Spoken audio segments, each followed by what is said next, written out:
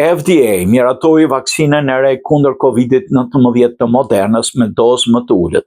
Shtetet e Bashkuara ka miratuar të prente një vaksinë të re kundër COVID-it prodhuar nga Moderna, po me kufizimet përdorimit të saj jo si zëvendësim për vaksinën ekzistuese të kompanisë, por si opsioni i dytë. Vaksina e re e quajtur mNESPIK është një hap drejt vaksinave të gjeneratës së ardhshme kundër koronavirusit. Ajo prodhohet në mënyrë që lejon përdorimin e një doze më të vogël, 1/5 e dozës vaksinës aktuale të Modernës, Spikevax, duke përmirësuar objektivin imunitar. Miratimi shton një mjet të rëndësishëm të ri për të ndihmuar në mbrojtjen e njerëzve me rrezik të lartë për forma të rënda të sëmundjes nga COVID-19, tha drejtori ekzekutiv Stefan Benson në një deklaratë të shtunën. Administrata e Ushqimit dhe Banave ka miratuar këtë vaksinë për të gjithë të rriturit me 65 vjeç, si dhe për personat nga 12 deri në 64 vjeç që kanë të paktën një gjendje shëndetësore që i vë ata në rrezik të shtuar nga koronavirusi. Ky është i njëjti kufizim që FDA ka vendosur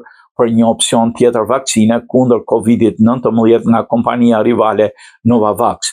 Këto kufizime përfaqësojnë një largim nga mënyra se si SBA ka trajtuar deri tani vaksinat kundër COVID-19, duke reflektuar skepticizmin e sekretarit shëndetësisë Robert Kennedy Jr. dhe zyrtarëve të tjerë të administratës Trump. Vaksina ekzistuese e Modernës nuk përballet me këto kufizime dhe prej kohësh është përdorur për çdo që është mbi 6 muajsh. Kompania ka thënë se pret të ofrojë të dyja opsionet këtë vjesht.